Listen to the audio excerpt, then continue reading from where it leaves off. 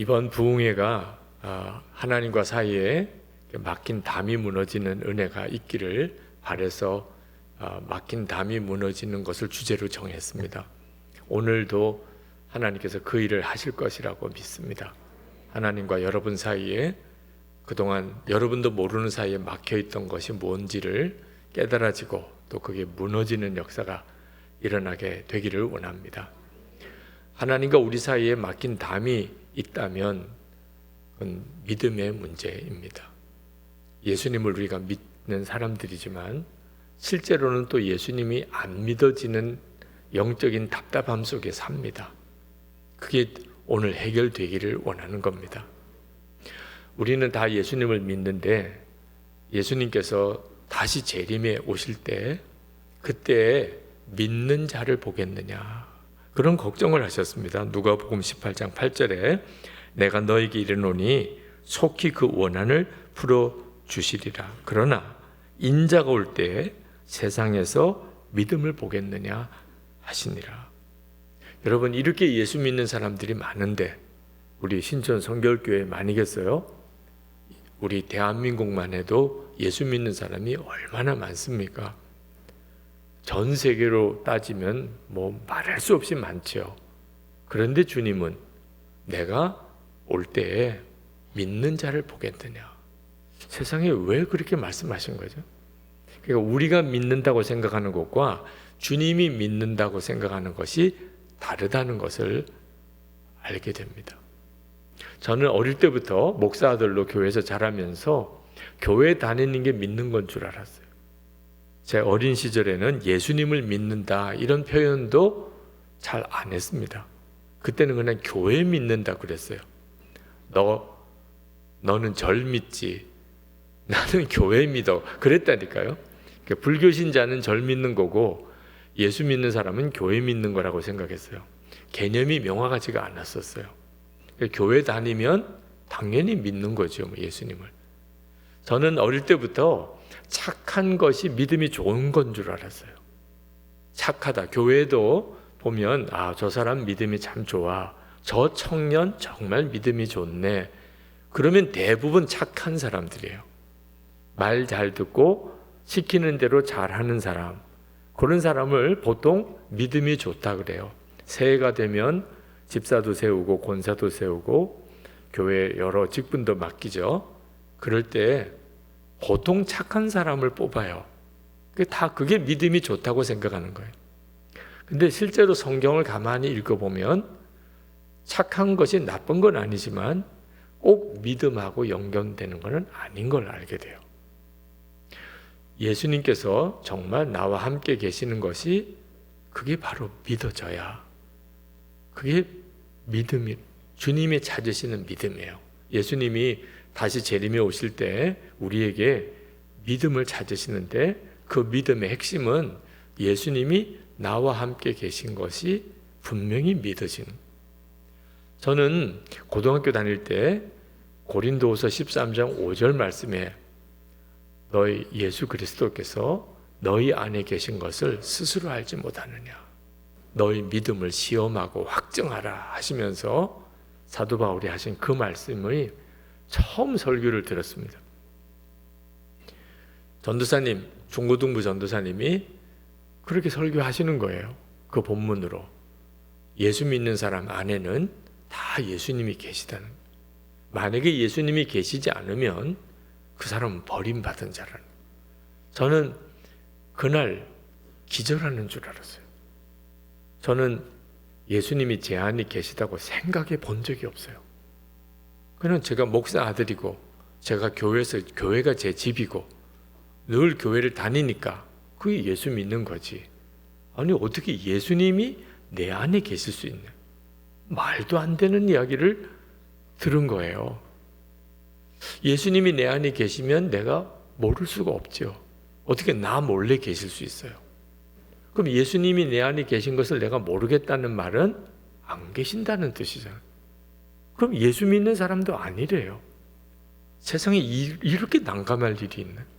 그래서 예배가 끝나고 전도사님 찾아가서 상담을 했어요. 전도사님, 오늘 설교 중에 모든 예수 믿는 사람 안에는 예수님이 계시다고 하셨는데 사실입니까? 그렇다는 거예요. 그럼 제 안에도 계십니까? 그래, 기성아, 너 안에도 계셔. 이러는 거예요. 예수님이 제 안에 계신 걸 제가 알겠어요? 그 전도사님이 알겠어요? 아니, 제가 모르겠는데 어떻게 그 전도사님이 그렇게 단정적으로 이야기하냐 말이에요. 제가 전도사님께, 전도사님 제 안에는 안 계십니다. 제 안에 계시면 제가 모를 리가 없지요. 이래야 되는데 그 말을 못 하겠는 거예요. 너무 두려운 일인 거예요. 만약에 예수님이 제 안에 안 계시다고 전도사님한테 그렇게 고백을 했을 때 전도사님이 아니야, 너 안에도 계셔. 그러면서 제가 믿을 수 있도록 확실하게 저에게 말씀을 주시면 얼마나 좋겠어요. 그런데 그 전도사님이 신뢰가 안 가는 거예요. 이따금 전도사님 설교를 듣다 보면 자기도 모르는 걸 막 설교하는 때가 있는 것 같아요. 설교 들어보면 알잖아요. 저분이 알고 설교하는지 그냥 무조건 우기는지 그런 느낌이 들어요. 신뢰가 안 가요. 제가 솔직히 제 안에 안 계신가 봐요. 그러면 진짜 안 계시네 이렇게 나오면 이거 진짜 난감한 거예요. 아버님 목회하는데 제가 큰아들인데 아니 제가 도움이라도 대드려야지. 목사님 큰아들이 예수 안 믿는데더라. 그렇지 않아도 지금 힘든데 이건 못할 일이잖아요. 그때 제가 나 어떻게 해야 되나. 그래서 제가 했던 길은 하나밖에 없었어요. 그렇군요 이랬다니까. 믿는 척하는 게 두루 변하겠더라고요. 그래서 믿는 척하고 그냥 넘어갔어요. 제가 목회하면서 계속 그때 생각이 나요. 왜냐하면 교인들의 모습 속에 예수님이 마음에 계신 것을 진짜 믿는 성도가 너무너무 드문 거예요. 대부분 다 그냥 믿는 척하는 거예요. 예수님 어디 계십니까? 내 안에 계십니다. 그럼 진짜 분명한 고백이죠. 문제는 정말 믿어야 그렇게 되는 거예요. 우리 신촌 성결교회 교인들은 부부싸움 안 하시죠? 이렇게 수준 높은 교회에서도 부부싸움 하시나요? 제가 목회하면서 교인들에게 제일 많이 속은 것 중에 하나가 그렇게 싸우시는 줄을 몰랐어요. 왜냐하면 제 앞에서는 안 싸우니까. 신방을 가도 안 싸우고 교회에서 만나도 안 싸우고 싸우는 걸 본 적이 없어요. 이유는 목사님 앞에서 싸우는 모습을 보여드리는 것은 창피하다고 생각하는 것 같아요. 그러니까 싸우더라도 당신들끼리 싸우고 제가 신방 가면 전혀 안 싸운 척하고 제 앞에서 교회 와서는 또 전혀 안 싸운 척하는. 그러니까 제가 우리 교인들은 부부싸움도 안 하고 잘 사시는구나 그렇게 생각했는데 알고 보니까 엄청 싸우시는 거예요. 여러분, 목사가 세요? 예수님이 세요? 우리 한국 교인들은 정답 찾기에는 선수예요. 아니, 목사 앞에서는 싸워도 싸운 척 드러내는 일을 창피하게 여기면서 예수님은 어디 계시다고요? 내 마음에 계세요? 그럼 주님 앞에서는 막 대놓고 싸우는 거예요? 말이 안 되잖아요. 진짜 예수님이 마음에 계신 걸 믿으신다면 부부싸움 끝났잖아요. 어떻게 그게 부부싸움이 돼요? 우리가 은밀한 시간에 쉽게 죄의 유혹에 빠집니다. 그렇죠? 아무도 안 보는 사람, 보는 사람이 아무도 없을 때, 그때 음란물이 있거나 무슨 그런 정말 보지 말아야 될 것들이 있을 때 유혹이 와요. 아무도 안 보니까. 그 세상 사람들 이야기죠. 세상 사람들에게는 아무도 안 보는 시간과 장소가 있어요. 그렇지만 우리는 그렇지 않잖아요. 예수님 영접했잖아요. 우리에게는 아무도 안 보는 시간과 장소가 있을 수가 없잖아요. 그런데도 은밀한 죄가 있고 은밀한 죄에 무너지면 무슨 뜻이죠? 믿는 척만 하고 사는 거죠. 이건 정말 심각한 문제예요. 예수님이 내 안에 계신 것이 정말 믿어지면 그러면 불평, 원망 끝났죠. 그렇죠? 정말 기쁨과 감사가 넘치죠. 주님이 나와 함께 계신 게 정말이라면 원수 같은 사람도 용서가 되고 사랑이 되죠. 나를 위해 십자가에 죽으신 그 주님이 나와 함께 계신데 이제는 내가 누구를 도대체 원망하고 비난하고 용서하지 못하고 그런 일이 있을 수 있겠어요? 고난이 닥쳐도 오히려 감사하지요. 주님을 바라보면 십자가 지는 게 감사한 거죠. 편안한 게 감사한 게 아니고 고난이 감사하죠.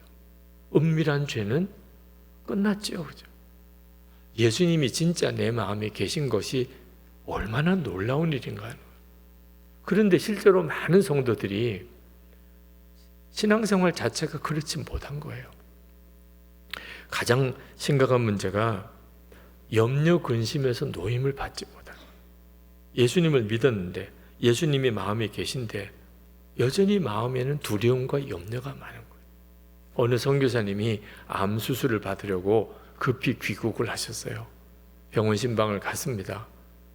그리고는 말씀을 같이 읽었어요. 베드로전서 5장 7절 너희 염려를 다 주께 맡기라. 이는 그가 너희를 돌보심이라. 선교사님, 염려를 주님께 맡기세요.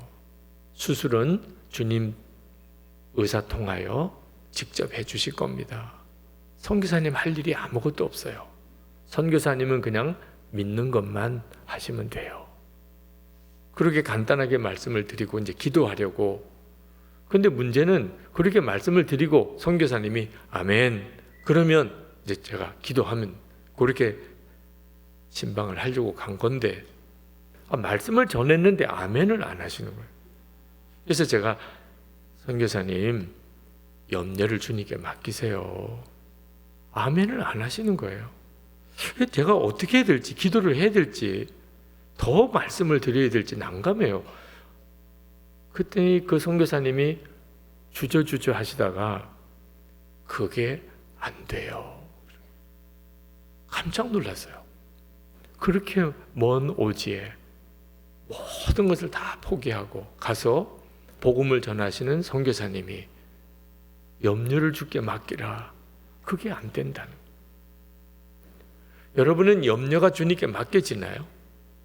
예수님이 여러분 안에 계시죠?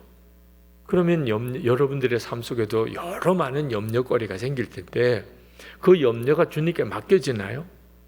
그게 안 되는 분들이 있으시더라니까.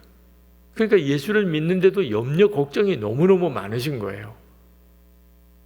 여러분, 돈에는 염려가 맡겨지시죠? 실제로 여러분 돈을 한 100만 원쯤 가지고 있다고 합시다. 현금으로. 그런데 식당에 갔어요. 걱정이 되세요? 요즘 음식값이 많이 비싸지긴 했지만 100만 원 정도 좀 가지고 식당 가서 걱정될 메뉴가 없죠. 그죠? 아마 어지간한 교회 식구들 같이 가셔도 마음껏 시키세요. 이러실 수 있을 거예요. 왜? 비싼 거 시켜도 돼요? 비싼 거 시키세요. 이런 담대함이 어디서 나와요? 돈에서 나온다니까. 우린 돈을 믿어요. 돈이 가지고 있는 힘을 믿어요. 그러니까 우리가 믿음이 어떤 건지를 우리가 다 잘 알아요. 자, 돈이 세요? 예수님이 세요?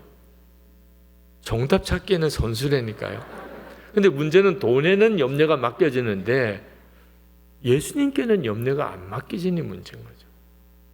그러니 이게 바로 주님과 나 사이에 뭔가 딱 막힌 담이 있는 거예요.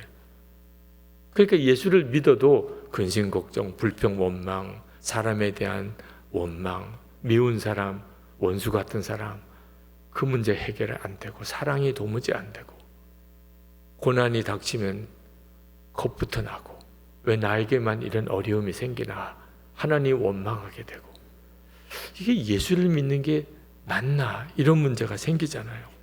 어느 선교사님 자기가 초등학교 때부터 깡패였대요. 무슨 깡패가 초등학교 때 깡패가 있나 그랬는데 들어보니까 기가 막힌 이야기를 하세요. 자기가 초등학교 때 아버님이 돌아가셨어요. 아버님 돌아가시고 너무너무 당황스러운 것이 만나는 사람마다 엄마가 자기를 믿고 산다는 거예요. 이제부터. 아니 외삼촌을 만났더니 아무개야 이제 엄마가 너 믿고 살아. 깜짝 놀랐어요. 아니 엄마는 어른이고 자기는 초등학교 학생이에요. 내가 엄마를 믿어야지 엄마가 어떻게 나를 믿나. 그런데 이모가 또 그래. 아무개야, 이제 엄마가 너 믿고 살아. 교회 갔더니 장로님이 그러세요.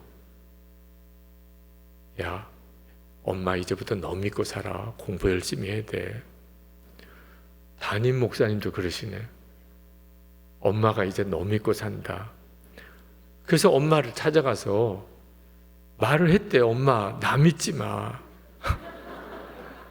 아니, 자기가 어떻게 엄마를 책임지냐 말이에요. 엄마, 나 믿지 마. 그러면 큰일 나. 그랬더니 엄마가 아니야, 나 너 믿고 살아. 자기는 엄마가 하나님 믿는 줄 알았대요.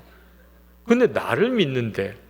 그래가지고 어떻게 하면 좋을까? 엄마가 나 믿으면 큰일인데. 그래서 엄마가 나 안 믿을게 하려면 어떻게 해야 되나? 깡패가 돼야 되겠다.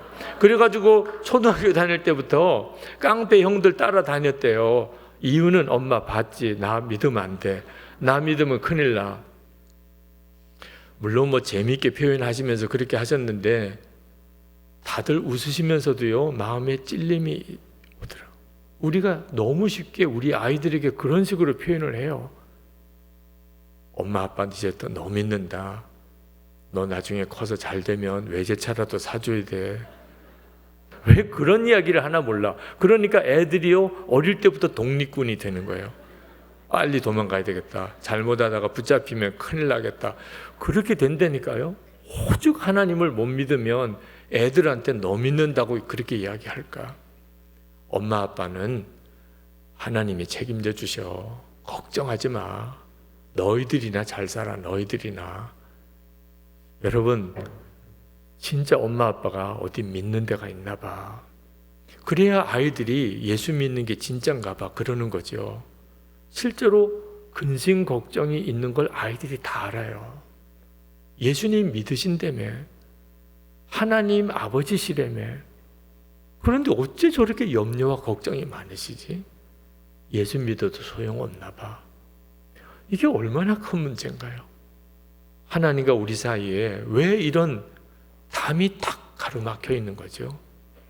하나님 나의 아버지 되시고 예수님 나 위에 십자가 대신 죽어주셨고 성령께서 지금 내 마음에 심령에 오셨는데 왜 내 마음에 염려와 근심이 해결이 안 되는 거죠? 많은 교인들이 힘들다, 어렵다, 죽겠다 그냥 입에 배웠어요. 이건 심각한 죄예요. 여러분, 하나님은 우리만 보시는 게 아니고 저 북한에 있는 지하교회 성도들도 보시고 남한에 있는 성도들도 보세요. 그런데 남한에 있는 성도들이 힘들어요, 죽겠어요, 못 살겠어요. 그러면 북한에 있는 성도들은 뭐라고 그래야 돼요? 지금 우리가 힘들다, 죽겠다, 못 살겠다, 뭐 어렵다 그러면 지금 북한에 있는 성도들은 뭐라고 그래야 되냐?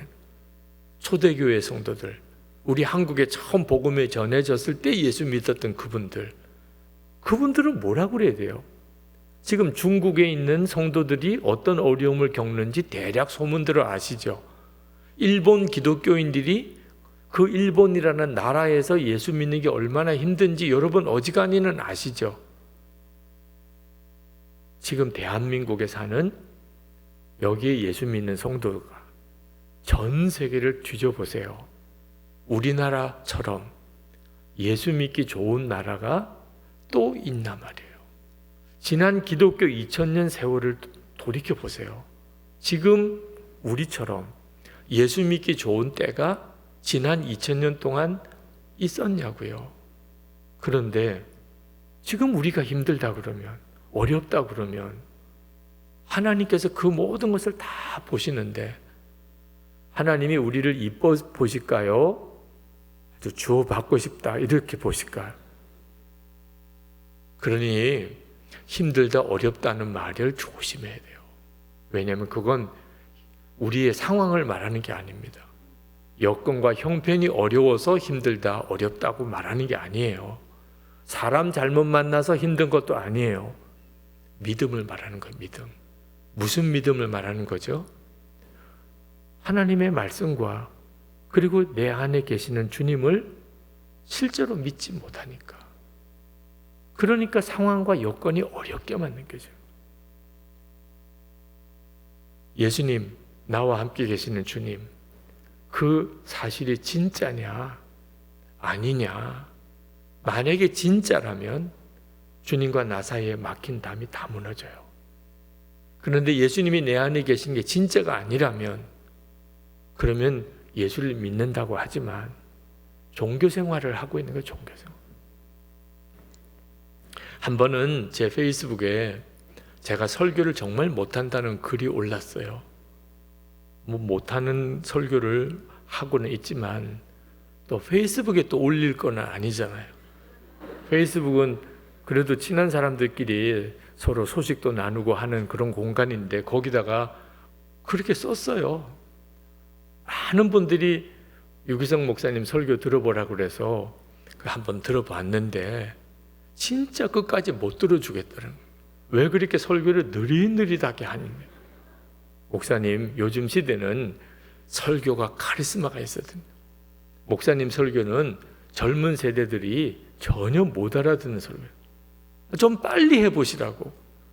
목사님 설교는 노인들이나 듣는 설교라고. 내가 끝까지 어지간하면 들어보려고 했는데 도무지 들을 수가 없어서 그냥 충고 삼아 말씀을 드린다고 그렇게 썼어요. 제 페이스북이니까 제 친구 관계에 있는 분들이 거기다가 댓글들을 막 다셨어요. 딴 설교도 한번 들어봐라. 어떻게 또 좀 은혜가 안 되는 설교를 들었나 보다. 여러 설교를 들어봐라. 혹시 느리게 들리면 1.5배속으로 들어봐라. 여러분, 그런 말 듣는 게 뭐 기분이 좋겠어요. 그런데 사실 큰 충격이 된 건 아니었어요. 왜냐하면 제 설교에 대한 열등감 문제를 하나님이 저에게 먼저 다루셨으니까. 제가 신학교 들어갔을 때 제가 아버님이 이제 6.25 때 피난을 오셔서 저 부산 영도 끝자락에 거기서 목회를 하셨어요. 그러니까 저는 그렇게 태어났으니 부산 사람이죠. 고등학교 졸업할 때까지 부산에서 살다가 이제 서울 감리교 신학대학교에 들어왔는데 1학년 때 그 서대문 교회 어린이부 설교를 했어요. 신학생들이 이제 순서를 따라 돌아가면서 설교를 해야 된다고 그래서 어린이들 앞에 설교하는 거니까 열심히 준비해서 하면 되리라고 생각하고 설교를 시작을 했는데 애들이 다 뒤집어지는 거예요. 그 경상도 사투리를 서울 아이들이 그냥 못 받아주는 것 같아요. 말 한마디 하면 따라하고 한마디 하면 따라하고 설교가 진행이 안 되는 거예요. 아니 설교를 시작을 했는데 맞춰야 되는데 도대체 어떻게 맞춰야 될지 너무너무 난감. 얼굴만 빨개지고 수습은 안 되고 선생님이라도 도와줘야 되는데 선생님들이 더 웃고 난리더라고요. 그때 제 마음속에 나는 설교를 정말 못한다. 그런 마음이 확 들어왔어요. 그건 정말 비참한 일이죠. 앞으로 제가 목사가 되면 내내 제가 설교해야 될 사람인데 내가 이렇게 설교를 못하니, 어린 애들까지 저렇게 나를 핍박하니, 어른들은 하물며 어른들 앞에 어떻게 설교해요? 그래서 1년 동안 말투를 고쳤다니까요. 사람들 앞에서 연습해서 고칠 수는 창피해서 못하겠고 밤마다 라디오 들어가면서, 무슨 간첩도 아니고 하여튼 밤마다 라디오 들어가면서 서울 억양하고 이 경상도 억양하고 어떻게 차이가 나는지 그렇게 그렇게 했다니까. 가게 가서 실습을 했어요. 이거 얼마예요? 서울말로 이거 얼마예요? 그냥 경상도 사투리로 하라더라. 더 이상하대. 차라리 그냥 경상도 말 그렇게 하라고. 그러면서 겨우 1년 만에 억양을 고쳤어요. 근데 온전히 고쳐지지 않은 게 여러 사람이 저한테 충청도 사람이냐고 물어봅니다. 서울까지 못 올라오고 충청도에서 머물렀던 것 같아요. 말을 하다가 이제 억양도 생각하고 그러다 보니 말이 좀 느려진 것 같아요. 그러니까 충청도 사람인가 이렇게 생각하는 분들도 있더라고요. 그런 말투는 고쳤는데 열등감은 해결이 안 되는 거예요. 한 번은 어느 집회에 여러 목사님과 함께 설교하는 집회에 가서 제 마음속에 제 앞에 설교하는 목사님, 제 뒤에 설교하는 목사님 다 죽수기를 바라고 있더라. 나만 죽을 수 없잖아. 같이 죽어야지. 두 분 다 잘하면 나만 표시가 확 나잖아. 진짜 제가 무서운 거예요. 아니, 설교하는 목사가 다른 목사 설교 죽수기를 바라는 그런 마음이, 그건 절대 정상이 아니죠. 하나님 앞에, 하나님 저 어떡합니까? 이 열등감이 정말 무서운 거예요. 교만과 열등감은 사실 같은 겁니다. 목회하면서도 목사가 되고도 제 마음속에 하나님과 사이에 해결 안 된 문제가 있는 거예요. 그때 큐티한 본문이 고린도전서 1장 27절에서 29절이에요. 여러분 중에도 혹시 열등감이 여러분을 괴롭히고 있는 사람이 있다면 같이 한번 읽어보실까요? 그러나 하나님께서 세상에 미련한 것들을 택하사 지혜 있는 자들을 부끄럽게 하려 하시고 세상에 약한 것들을 택하사 강한 것들을 부끄럽게 하려 하시며 하나님께서 세상에 천한 것들과 멸시받는 것들과 없는 것들을 택하사 있는 것들을 폐하려 하시나니 이는 아무 육체도 하나님 앞에서 자랑하지 못하게 하려 하심이라. 아멘. 여러분, 이 말씀이 믿어지세요? 저는 안 믿어지더라고요. 말씀을 모르는 건 아닌데 믿어져야 그 말씀이 능력이 있는 거잖아요. 아니, 하나님이 이왕이면 능력 있고 똑똑하고 말 잘하는 사람을 쓰시면 훨씬 더 복음이 더 잘 전해지고 하나님의 일이 잘 되지 않겠어요? 아니, 왜 미련하고 약하고 없는 것, 천한 것, 멸시받는, 왜 또 겉것 하나 몰라? 아니, 열등감이 있는 사람은 이런 게 예민해요. 미련한 사람, 없는 사람, 이래도 쉽지 않은데 미련한 것, 없는 것, 약한 것, 무슨 확인 사살하는 것도 아니고. 저는 안 믿어지는 거예요. 하나님이 어째서 약한 자를 들어 쓰시나? 3일 동안에 큐티가 안 돼요. 말씀이 적용이 안 되는 거예요. 제 마음속에 이 말씀은 믿을 거냐 안 믿을 거냐, 그것만 우리에게 요구하는 거지 우리를 이해시키거나 설득시키는 이 말씀이 아니구나. 하나님은 약한 자 들어 쓰신다. 믿을 거면 아멘이고 안 믿을 거면 말씀을 버리는 거예요. 제가 하나님 앞에 성경책을 펼쳐서 한마디 고백을 했어요. 믿겠습니다. 그리고는 정말 그 방바닥에 꼬꾸라져서 울었어요. 성경책 가슴에 끌어안고. 아니, 하나님의 말씀을 믿겠다는데 왜 그렇게 눈물이 나는 거죠? 저는 그 전까지 하나님의 말씀을 믿는다는 게 이렇게 엄청난 것이라는 걸 몰랐어요. 그러니까 말씀을 듣고 그냥 안 믿으면 그냥 넘겨버린 거죠. 하나님의 말씀이 진리 중에 진리죠. 우리가 당연히 믿어야 하는 거죠. 그런데 실제로 저에게는 하나님의 말씀을 알지만 믿는 게 아닌 상태에서 그동안 산 게 너무나 많았던 거예요. 그런데 하나님이 약한 자를 들어 쓰신다. 아멘. 이렇게 하고 나니까 제 자신이 완전히 꼬꾸라지는 거예요. 나는 죽고 예수로 산다 그랬는데 그게 나는 죽었습니다. 하나님의 말씀을 믿겠습니다. 그게 나는 죽었습니다. 저희 부친이 굉장히 성품이 유하세요. 한 번도 누구에게 큰 소리 내신 적도 없고 저도 어릴 때 아버지 야단 맞은 적 한 번 없었어요. 교회에서 목회하면서 힘든 일, 어려운 일 많아도 한 번도 아버님 얼굴 찡그리시거나 또는 큰 소리 내신 적 없으세요. 그래서 다 성자라고들 이야기를 하셨죠. 근데 저는 목사의 아들로 저는 보기에 아버지는 너무 약해 빠지신 거예요. 힘들지 않으시면 차라리 놀라우신 분이죠. 근데 가까이 보니까 알지요. 너무너무 힘들어 하시고 그러면서도 전혀 내색 안 하시고. 저희 어머님이 신학교 다닐 때 돌아가셨어요. 저희 어머님 돌아가셨을 때 아버지 때문이라고 생각이 들더라고요. 아버지가 좀 강할 때는 강하게, 뭔가 필요할 때는 울타리가 되어 주셔야, 그래야 어머님이 내 사남매 기르면서 뭐 숨을 쉬잖아요. 아버님은 유하시고 모든 힘든 어려운 일은 어머님이 또 다 뒤집어 제일 앞서서 그걸 부딪히셔야 되니 결국 심장병으로 돌아가셨어요. 아버님의 친구 목사님들, 선후배 목사님들 다 아버님처럼 약하신 분은 아니더라고. 어느 부흥사가 한번 오셨는데 깜짝 놀랐어요. 설교하면서 막 욕을 하세요. 욕을. 그날 너무너무 은혜를 받으시더라고, 교인들이.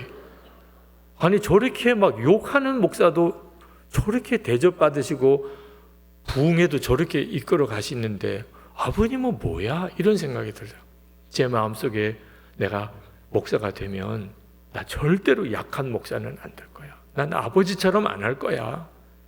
저는 약하면 죽는 줄 알았어요. 어머니가 돌아가신 것처럼 내가 약하면 내 아내가 죽을 거야. 자식들 공부 제대로 못 시킬 거야. 교회 부흥 시키지 못할 거야. 그런데 설교가 안 되는 거예요. 그 약한 목사가 안 되고 싶다고 강한 목사가 되는 것도 아니더라고. 그게 제게 있어서는 너무너무 힘든 거예요. 야, 내가 이렇게밖에 못하는구나. 근데 성경을 보니까 하나님이 약한 자를 택하여 쓰신다. 세상에 이럴 수가 있냐 말이에요. 그날 제 어깨에 들여매 무겁게 나도 모르게 지고 있었던 짐, 열등감에 무거운 짐, 어릴 때부터 지금까지 우리 한국 분들은 다 그러실 거예요. 끊임없이 남하고 비교하고 또 비교하고, 그 무거운 멍에가 그날 통곡하고 올 때 확 꺾어진 것 같았어요. 뭔가 가슴이 확 터진 것 같았어요. 하나님의 말씀을 믿겠다고 했더니 그 다음부터 설교가 달라졌어요. 그전에는 설교를 어떻게 하면 잘하나, 그게 제 관심이었어요. 근데 이제는 하나님이 약한 자를 들어 쓰시고 미련한 자를 들어 쓰신다니 문제가 될 게 없어요. 뭐 사투리도 섞여 나오고 말을 청산유추좀 잘하는 것도 아니고 무슨 비유를 기가 막히게 잘하는 것도 아니고, 그래도 하나님이 나를 쓰신다니까 그러면 된 거죠. 어떻게 하면 하나님이 주신 메시지를 정확하게 전하냐, 그것만 저의 관심이에요. 잘 전하는 거는 난 재주가 없어. 그러나 메시지를 정확하게 전하기만 하면 되는 거예요. 여러분, 전달만 제대로 하면 되는 거면 문제가 될 게 없어요. 만약에 제가 교회 사무실에 볼펜을 하나 좀 가져다 달라고 부탁을 했어요. 그러면 여러분이 교회 사무실에 가서 강사님이 지금 볼펜 하나 달라고 하십니다. 그 전달하면 되는 거잖아요. 근데 여러분이 사무실에 가가지고 저는 어떤 사람인가, 여러분이 여러분 자신을 소개하고, 그리고 요즘 이 시대가 어떤 시대인가, 사무실에서 너무 답답할 거예요. 왜 그러시냐고, 무슨 말을 하고 싶으시냐고. 그런데 말을 엄청 더듬는 사람이 가서 강사님이 그 보보보보 볼펜, 알겠어요, 가져가서 드리세요. 전달됐잖아요. 말을 심하게 더듬어도 전달만 되면 된 거죠. 그렇게 하면 되는 거구나. 설교자는 주님이 주신 메시지 전달만 제대로 하면, 성도들이 알아들으시면 되는 거구나. 너무 마음이 편안해요. 그때부터 다른 목사님들 설교에 은혜가 돼요. 전에는요, 설교 잘하는 목사님 설교 들으면 화가 나요. 은혜가 되는 게 아니고, 어떻게 저분은 저렇게 말씀을 잘 전한대? 그게 너무너무 힘든 거예요. 근데 이제는 그분은 그분대로 쓰시고 나는 나대로 쓰신다니 얼마나 감사해요. 그때부터 말씀 전하는 사역이 완전히 달라졌어요. 믿음이 하나님과 저 사이에 뭔지 모르게 딱 막혀 있는 것들을 딱 풀어내 버리셨어요. 한 번은 어떤 분이 저에게 그렇게 글을 써 보내셨어요. 목사님, 저는 목사님이 천천히 말씀해 주셔서 너무나 은혜를 받습니다. 그런 분도 계시네요. 천천히 말해줘서 은혜를 받는다. 또 어떤 분은 이렇게 써서 저는 브라질에서 오래 살아서 한국말 잘못 이해하는데 놀랍게도 주님이 목사님 설교는 다 이해하게 해주세요. 나는 이런 분들한테 쓰임을 받는 모양이다. 해외에 있는 1.5세 2세들 한국말 많이 잊어버린 분들, 그런 분들에게는 제 설교가 그분들에게는 은혜가 된대. 얼마 전에 제 설교를 비판하던 분이 댓글을 올리셨어요. 예전엔 목사님 설교가 느리다고 생각했는데 차분하신 순전한 설교시더군요. 성질 급한 제가 미흡한 죄였습니다. 사과드립니다. 꼭 그렇게 사과를 안 하셔도 되는데 또 그렇게 또 보셨다니까 감사할 거죠. 여러분, 우리가 진짜 내가 믿음으로 주님의 말씀을 받았나? 예수님 내 안에 주님만 드러나시면 된다. 이제는 나는 어떻게 해도 상관없고 예수님을 진짜 영접하고 나면 더 이상 자기 자신에 대해서 연연할 사람이 없어져요. 내가 이러쿵저러쿵 무슨 상관이 있어? 예수님이 내 안에 계신데 이보다 놀라운 일이 어디 있어요? 요한복음 11장 오늘 본문에 보면 예수님 죽었던 나사로 살리신 참 놀라운 기적의 사건인데 이 본문은 나사로를 살리는 데 초점이 있는 게 아니에요. 예수님께서 나사로가 병들어 죽게 되었다는 전가를 듣고도 즉시 나사로 집으로 오시지 않습니다. 왜냐하면 이미 죽었기 때문에요. 예수님이 나사로가 죽을 병에 걸렸다, 이제 죽어갑니다 라는 소식을 들고 예수님이 계신 곳까지 오는 동안 나사로는 죽었어요. 예수님이 늦게 가셔서 나사로가 죽은 게 아니에요. 예수님은 이미 나사로가 죽은 걸 아셨어요. 그리고 장례가 다 끝날 때까지 예수님이 조금 더 머무르시고 그 뒤에 오셨어요. 장례가 다 끝나고 난 다음에. 예수님이 그렇게 하신 이유는 그 사건을 통하여 제자들에게 주시려는 교훈이 있었기 때문이에요. 그게 뭐였냐면 믿음입니다. 이번 기회에 믿음에 대하여 제자들에게 분명히 가르쳐야 되겠다, 그런 생각을 하셨던 거예요. 요한복음 11장 15절에 내가 거기 있지 아니한 것은 너희를 위하여 기뻐하노니, 예수님께서 나사로가 병들어 죽게 될 때 거기 있지 않았어요. 계셨다면 아마 나사로를 고쳐주셨겠죠. 근데 예수님이 거기 계시지 않은 바람에 나사로가 죽었어요. 그걸 기뻐한다는 거예요. 기뻐한다. 왜? 이는 너희로 믿게 하려 함이라.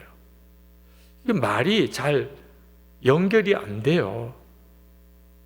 근데 주님이 말씀하신 의도를 잘 여러분이 이제 쫓아가셔야 돼요.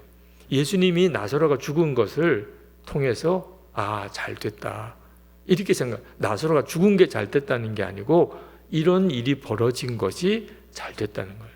왜? 제자들에게 이제 믿음을 내가 가르칠 수 있겠구나. 그리고는 예수님이 나사로가 죽은 그곳으로 돌아오세요.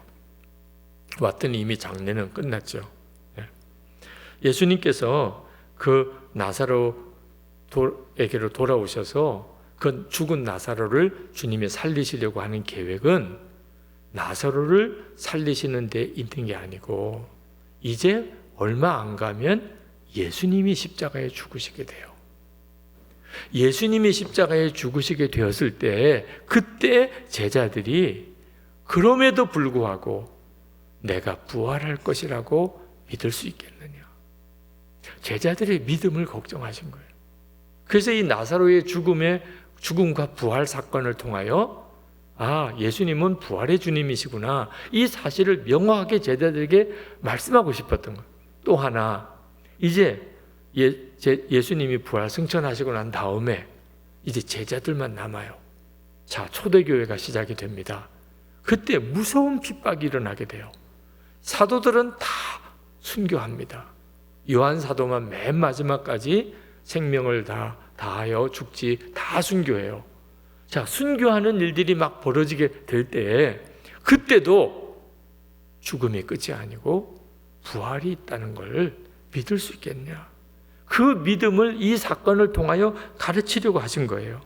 40절에 보면 예수께서 이르시되 내 말이 내가 믿으면 하나님의 영광을 보리라 하지 아니하였느냐. 아무리 절망적인 순간이라도, 모든 게 끝난 것 같아도, 이제 내가 죽을 것 같은 그 상황에도 예수님을 믿으라. 예수님을 믿으면 내가 반드시 하나님의 영광을 보리라. 그 말씀을 하고 싶었던. 마르다가 예수님이 오셨을 때 마음에는 좀 원망이 있었습니다. 예수님이 계셨더라면 안 죽었을 텐데 우리 오빠가. 그러면서도 신앙 고백을, 위대한 신앙 고백을 해요. 24절부터 27절까지 마르다가 이르되 마지막 날 부활 때에는 다시 살아날 줄을 내가 아나이다. 이거 대단한 믿음이죠. 부활 때에는 나사로 오빠가 다시 살아날 거다. 그때 예수님께서 나는 부활이요 생명이니 나를 믿는 자는 죽어도 살겠고 무릇 살아서 나를 믿는 자는 영원히 죽지 아니하리니 이것을 내가 믿느냐. 죽어도 살겠고 살아서 믿는 자는 영원히 죽지 않을 것을 내가 믿느냐. 그랬더니 마르다가 그러하외다 주여, 주는 그리스도시요 세상에 오시는 하나님의 아들이신 줄을 내가 믿나이다. 대단한 믿음의 고백을 한. 근데 중요한 것은 이런 믿음의 고백을 했으면 마음이 달라져야 되잖아요. 진짜 믿었다면 그런 기가 막힌 상황에서도 마음의 평강과 기쁨과 감사가 넘쳐야 믿음이지. 믿는다고 고백은 했는데 여전히 슬프고 여전히 염려가 되고 여전히 낙심이 되고, 그러면 믿음이 무슨 소용이 있냐 말이에요. 지금 많은 성도들이 신앙 고백은 기가 막힌 고백을 해요. 하나님은 나의 아버지시고 예수님은 나의 구주시고 성령은 우리와 함께 계시고, 이건 엄청난 고백이에요. 우리는 하나님의 자녀가 되었고 하나님의 자녀에 대한 권세가 우리에게 있고. 문제는 그러면서도 왜 성도들이 여전히 근심 걱정 속에 사냐는 거예요. 예수님께서 그 위대한 고백을 한 마르다에게 무덤에 돌을 옮겨 놓으라. 너가 그렇게 믿는다고 했으니 이제 무덤에 돌을 옮겨 놓으라. 그랬더니 마르다가 뭐라고 그랬어요? 죽은 지 사흘이나 되나이다. 죽은 지 나흘이 되었다. 주여, 죽은 지가 나흘이 되었음에 벌써 냄새가 나나이다. 아니, 그렇게 믿음은 엄청난 믿음의 고백을 해놓고 예수님이 이제 나사로를 살리겠다고 돌 치워 놓으라. 주여, 벌써 시체가 썩어 들어갑니다. 안 돼요. 주님도 못해요. 이런 뜻 아니에요? 여러분, 그게 지금 우리들이 가지고 있는 문제라는 거예요. 예수님을 진짜 믿냐 안 믿냐. 그 핵심은 예수님께서 정말 내 안에 계신가. 우리는 예수님이 나사로를 살리신 걸 다 믿어요. 여기 안 믿으시는 분이 없으실 거예요. 예수님은 나사로를 죽은 가운데 살리셨다. 다 믿어요. 그런데 그 나사로를 살리신 주님이 지금 내 안에 계시다. 그건 애매해요. 나사로를 살리신 주님이 내 안에 계시다. 오병이의 기적을 행하신 그분이 내 안에 계시다. 물로 포도주를 만드신 주님이 내 안에 계시다. 아니, 이 사실을 진짜 믿는다면 이건 얼마나 놀라운 일이에요. 많은 분들이 예수를 믿어도 삶은 안 바뀐다고 이야기를 해요. 성질대로 믿는다고 그래요. 그렇지 않습니다. 예수를 안 믿으니까 그 성질이 안 바뀌는 거예요. 예수를 믿으면 다 바뀌게 돼 있어요. 여러분, 우리 박노은 목사님이 집에 신방 오시면 너무 좋으시겠죠? 그죠? 예배 드려주시고 축복 기도해 주시고, 그럼 얼마나 좋아요. 근데 신방 오셨다가 가셔야지 계속 집에 사신다면 어떨까? 그럼 더 좋지요. 신방 오는 것도 좋은데 아주 우리 집에 사셔요.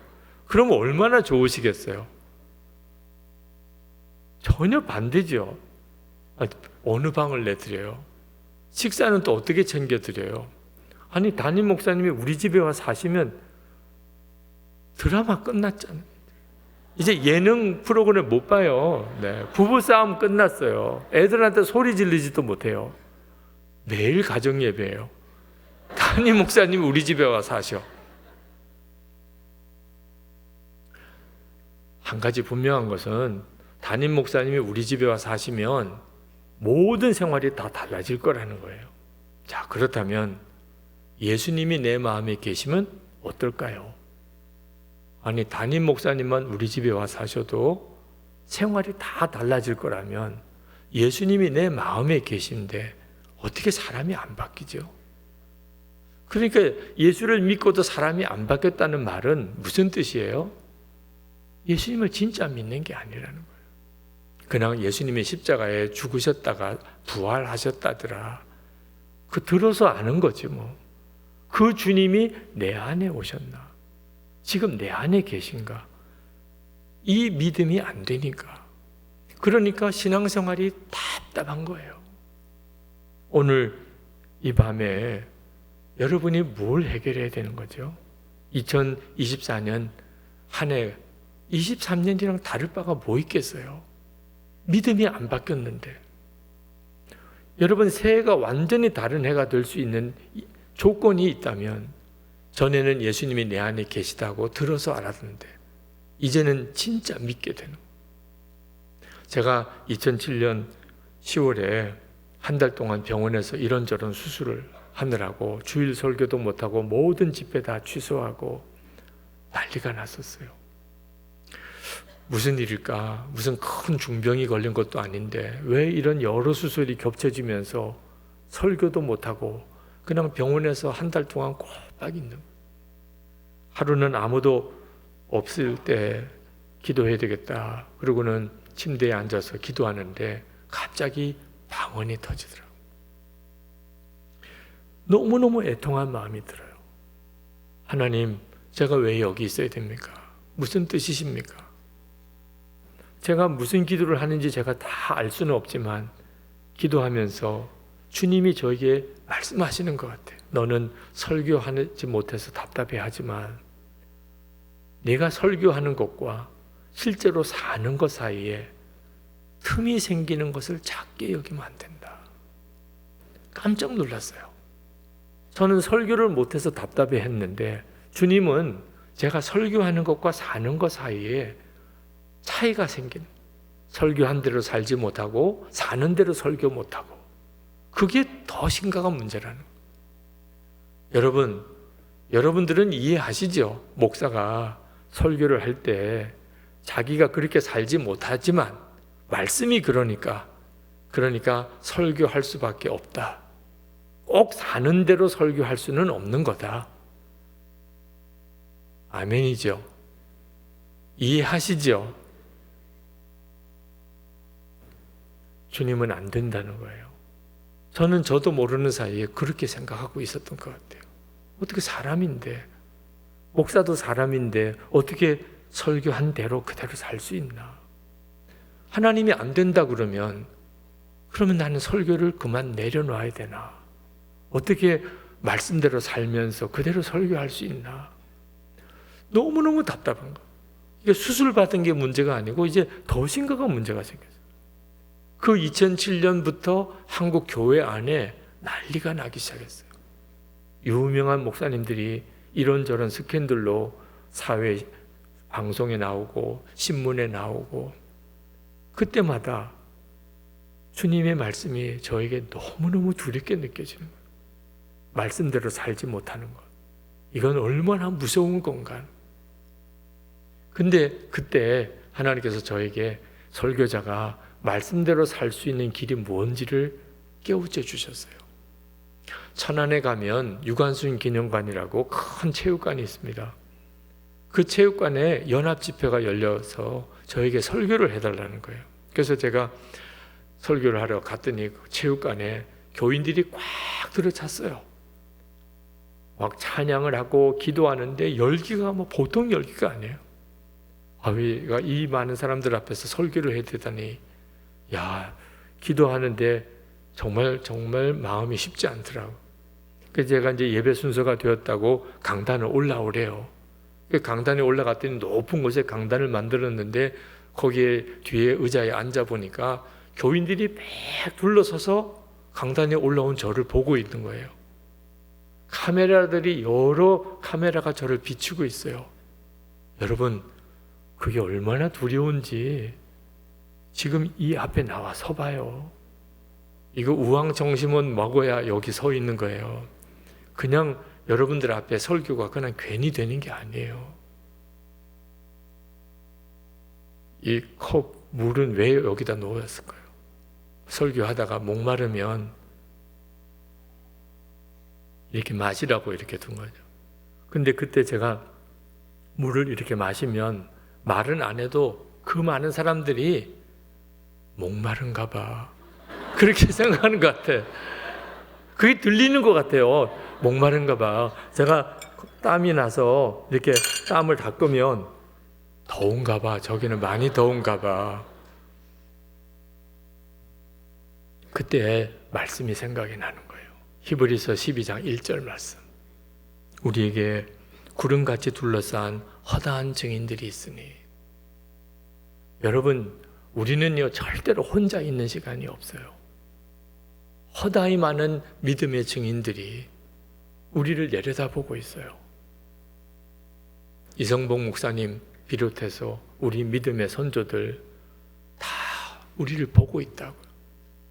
그걸 여러분이 진짜 믿게 되면 그건 믿느냐 안 믿느냐 여러분이 이제 택할 문제예요. 하나님 앞에 있는 많은 성도들이 나를 보고 있다.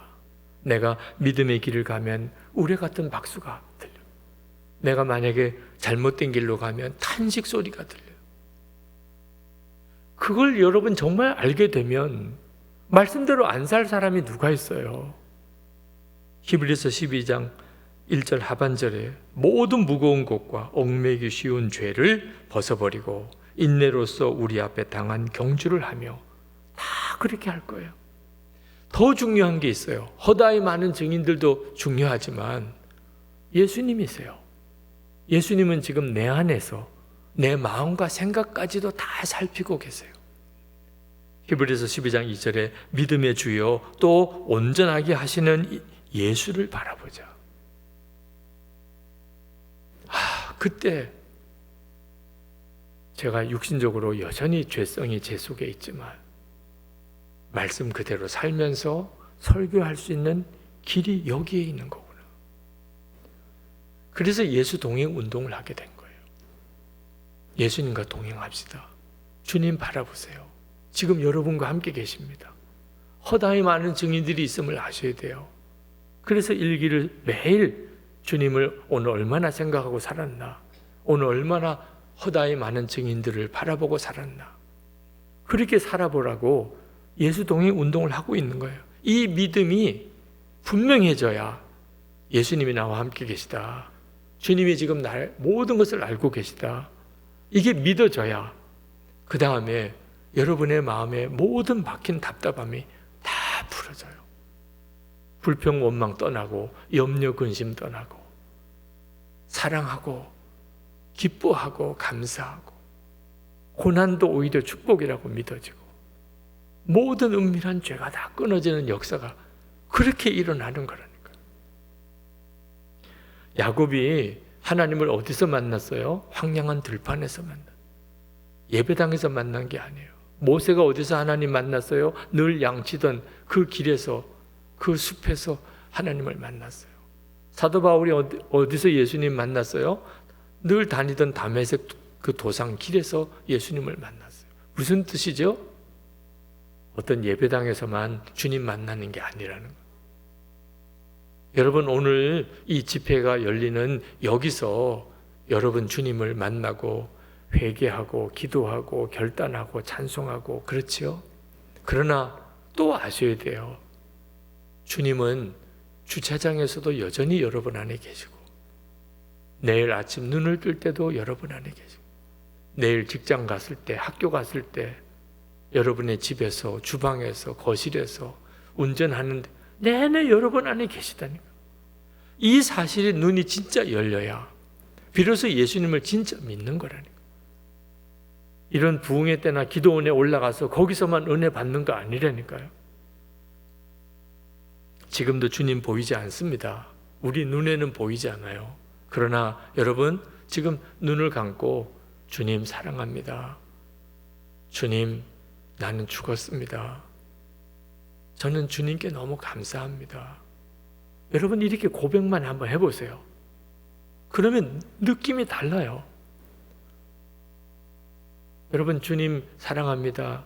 주님 감사합니다. 주님, 나는 죽었습니다. 이제 예수님이 내 생명이십니다. 그러면 어떤 느낌이 드세요?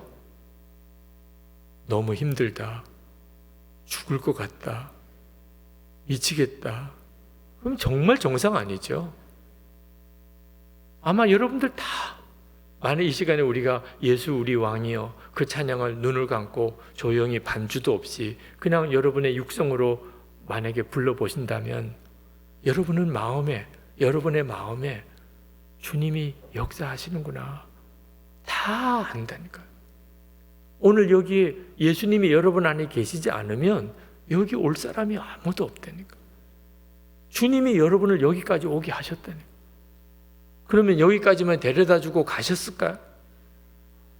이제 여러분이 집회 끝나고 나갈 때 여전히 여러분 안에 계시다니까요. 이 사실을 잊지 마셔야 된다니까요. 교회에 예수님 만나러 오신 게 아니라니까요.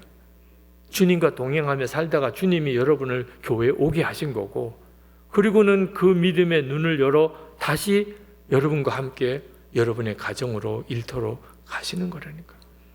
이 사실이 진짜 믿어지게 될 때, 그때 하나님과 사이에 나의 맡긴 담이 다 무너지는 거예요. 베드로전서 1장 8절에 예수를 너희가 보지 못하였으나 사랑하는도다. 이제도 보지 못하나 믿고 말할 수 없는 영광스러운 즐거움으로 기뻐하니. 베드로 시대에만 그랬습니까? 우리도 주님 보지 못하지만 사랑하잖아요. 여러분의 마음에 있는 솔직한 느낌이잖아요. 이게 무슨 역사예요? 주님의 역사죠. 여러분 안에 계신 주님의 역사예요. 여러분, 올해도 만만치 않은 해가 될 거예요. 어려운 일도 많을 겁니다. 그때 우리가 뭘 믿어야 되는 거죠? 기적이 일어날 걸 믿고, 성공할 걸 믿고, 축복해 주실 걸 믿고, 이렇게 믿으려고 하면은요, 올 한 해 계속 혼란스러워요. 우리가 진짜 믿어야 될 것은요, 기적이나 성공이나 무슨 응답이나 축복이 아니에요. 주님이 그렇게 안 하실 수도 있어요. 힘든 때는 지나가야 될 때는 주님이 여전히 그대로 우리를 인내하게 내버려 두실 때가 있어요. 어떤 때는 우리가 생각할 때는 이해가 안 되는 환난과 어려움이 닥쳐올 때도 있어요. 주님이 모르셔서 그런 게 아닙니다. 합력하여 선을 이루려면 사망의 음침한 골짜기를 지나가야만 푸른 초장으로 갈 수 있으니까 사망의 음침한 골짜기를 지나가게 할 때도 있는 거예요. 그러면 우리에게 무슨 믿음이 있어야 하는 거죠? 항상 주님이 나와 함께 계시고, 이것만큼은 모든 성도에게 다 주시는 거예요. 어느 순간에도 이 점은 틀림이 없어요. 죽을 것 같은 어려운 순간에도 주님은 나와 같이 계시고, 세상에서 높아져서 많은 사람이 나에게 박수를 보내는 순간에도 주님은 나와 같이 계시고, 어두운 밤에도 주님은 나와 같이 계시고, 밝은 낮에도 주님은 나와 같이 계시고, 심각한 질병에 걸렸을 때도 주님은 나와 같이 계시고. 여러분, 이 점에 대해서 우리는 조금도 흔들림이 없어야 하는. 그러면 거기서부터 우리의 삶이 하나님의 역사가 일어나는 삶이 돼요.